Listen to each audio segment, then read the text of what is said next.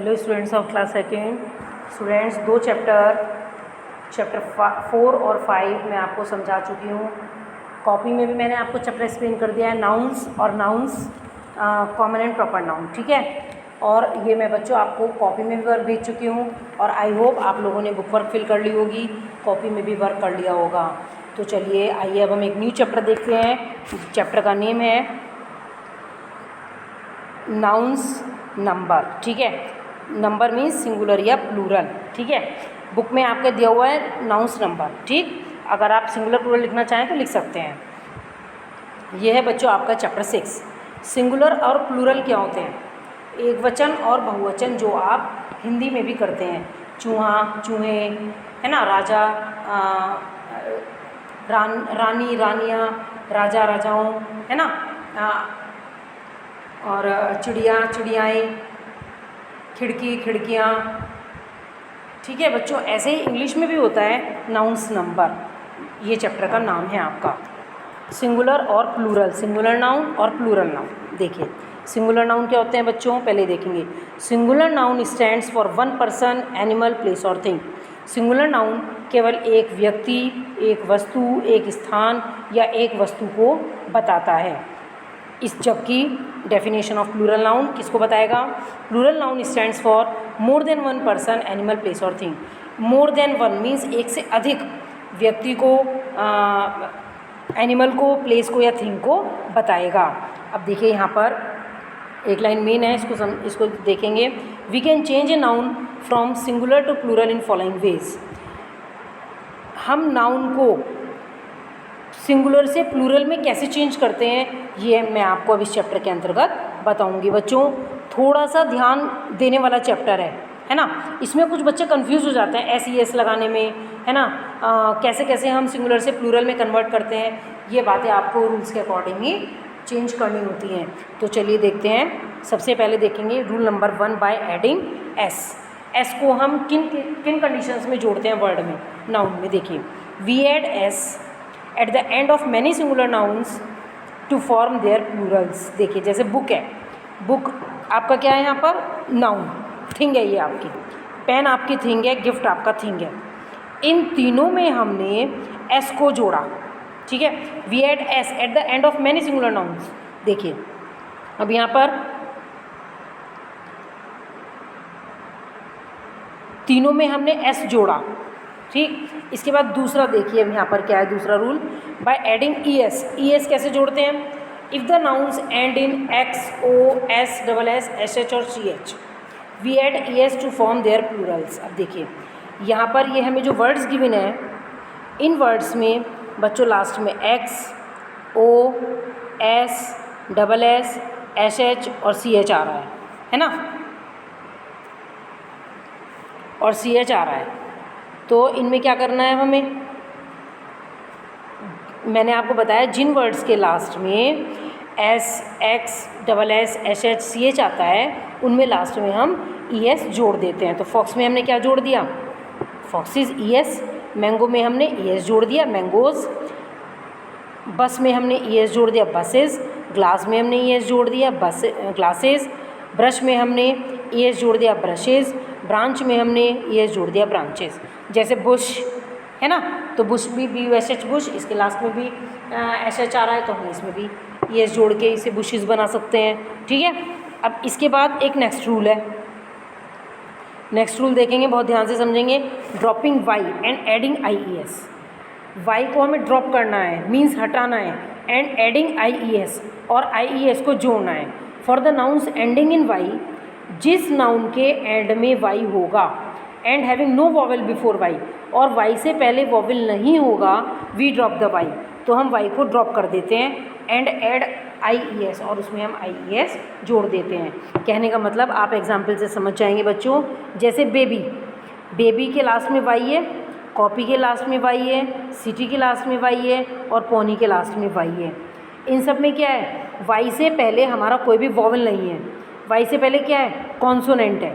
Y से पहले B consonant है, कॉपी से पहले पी कॉन्सोनेंट है, सिटी से पहले टी कॉन्सोनेंट है, और पोनी से पहले वाई से पहले एन कॉन्सोनेंट है।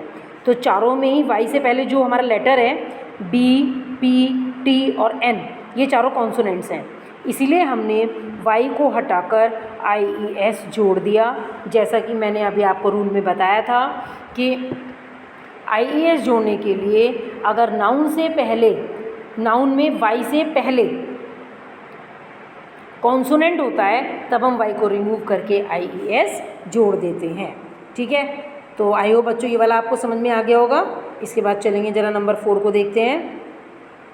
देखिए नंबर 4 में for the noun ending in y, अब यहाँ पर भी सेम कंडीशन है, लास्ट में अगर वाई है नाउन के end having a vowel before y, और वाई से पहले वॉवल है। ऊपर क्या था, वाई से पहले वॉवल नहीं था, कॉन्सोनेंट था, तो हमने वाई को हटा के आई एस जोड़ा था।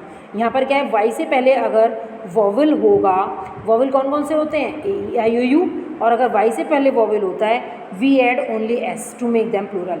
तो हमारे पास रूल है कि केवल हम उसमें एस को जोड़ देते हैं, वाई को हटाकर आई ई एस नहीं जोड़ते हैं। ठीक है बच्चों, और अगर वाई से पहले कॉन्सोनेंट होता है तब क्या करते हैं, वाई को रिमूव करके आई ई एस जोड़ते हैं, और अगर वाई से पहले वॉवल है, ए ई आई ओ यू है, तो हम क्या करते हैं, उसमें एस जोड़ देते हैं। ये बात आपको एग्जाम्पल से ईजिली समझ में आ जाएगी। देखिए एग्जाम्पल में देखिए ज़रा, ये रहा बच्चों यहाँ पर रे में वाई से पहले ए है, वॉवल है, तो हमने एस जोड़ के रेस बना दिया। डंकी में वाई है लास्ट में और इससे पहले वॉवल ई है, तो हमने एस जोड़ के डंकीज बना दिया। टॉय में क्या है, वाई से पहले ओ वॉवल है, इसलिए हमने यहाँ पे क्या कर दिया, एस जोड़ दिया। जैसे boy, b o y boy, y है लास्ट में लेकिन वाई से पहले ओ वॉवल है, तो हम क्या कर सकते हैं वहाँ पर भी बॉयज़ एस बना देंगे, b o y s boys. ठीक है, आई होप बच्चों आपको ये वाला भी रूल समझ में आ गया होगा। इसके बाद चलिए नंबर 5 रूल पर चलते हैं।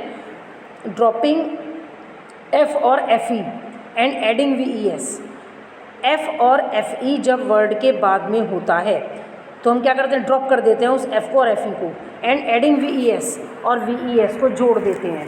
For the nouns ending in F और एफ ई, जिस नाउन के बाद में एफ और एफ ई होता है उसमें हम एफ और एफ ई को रिमूव करके उसमें वी ई एस जोड़ देते हैं।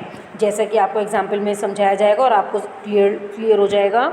जैसे थीफ में बच्चों ई एफ है ना, तो हमने क्या करा, एफ है बाद में, एफ को हटा के वी ई एस जोड़ दिया थीव्स। हाफ में एफ है, एफ को हटा के वी ई एस जोड़ दिया हाफ्स।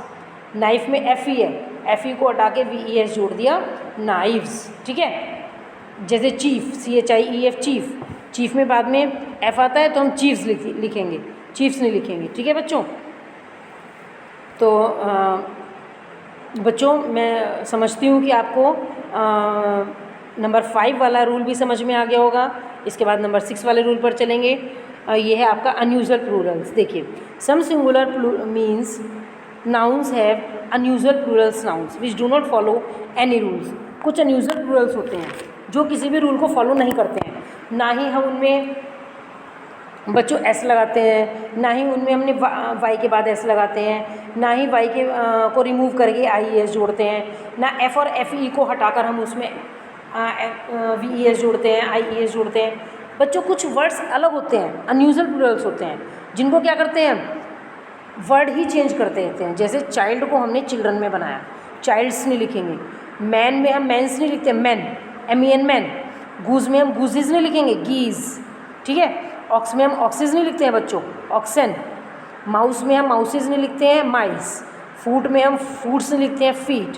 ठीक है, तो ये कुछ वर्ड्स हैं बच्चों जिनको कि हम चेंज कर देते हैं प्लूरल बनाने के लिए। ठीक है, इसके बाद नो चेंज। अब कुछ वर्ड्स ऐसे होते हैं जिनमें कोई चेंज ही नहीं होता। देखिए अब ये वर्ड्स कौन से हैं, नो चेंज। देखिए यहाँ पर जैसे some nouns have the same forms in both singular and plural.